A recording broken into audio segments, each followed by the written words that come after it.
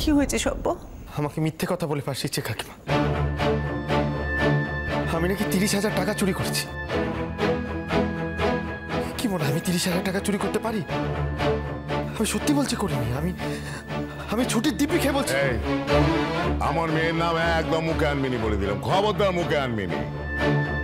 আমার মেয়ে এসে দেখে যাক যারা চোরের সঙ্গে তার বিয়ে হয়েছে।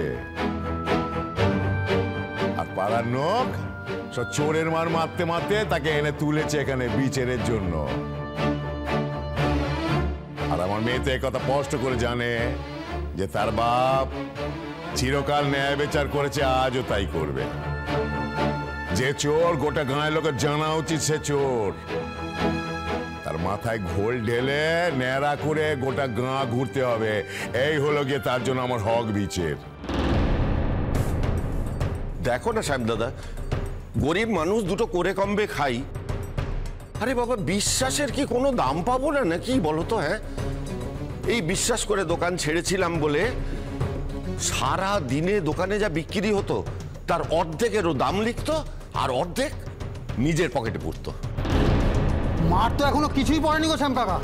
তুমি যদি বলো তাহলে বাচ্চাদনকে এখনই বুঝিয়ে দিই মার কাকে বলে। খবরদার বলছি, খবরদার। তোদের আগের অপরাধখানা ভুলে গেছি মনে করেছিস না?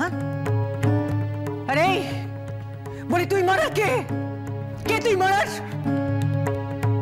ও যদি চুরি করেও থাকে সেটা ও বুঝবে, আর বুঝবে ওর মালিক, আর কেউ নয়। দরকার হলে টাকা ফেরত দিয়ে দেবে। গায়ে হাত তোলার কথা উঠছে কেন? গায়ে একটা আইন আছে বৌদি, সে কথা তুমি মানো আর না মানো, আমাদের তো মানতে হয় নাকি? তা আমরা তো সমাজে বাস করি। আমাকে যে ক্ষমতাখানা দেওয়া হয়েছে সে ক্ষমতা ব্যবহারই যদি আমি না করতে পারলাম, তা ক্ষমতাখানা পেয়ে আমার লাভ কি হলো? যে চোর তাকে তো প্রমাণ করতেই হবে গায়ে সে চোর, নাহলে কবে তো আবার কার ঘরে গিয়ে সেঁত কাটবে।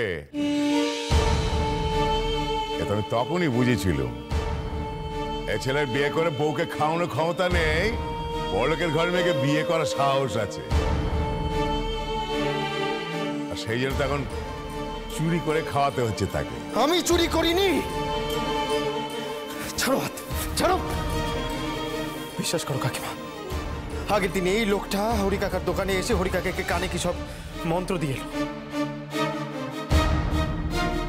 অনেকেই সাক্ষী ছিল, আর তার ফলেই আজ আমি এখানে দাঁড়িয়ে চোরের তকমা মাথায় নিয়ে।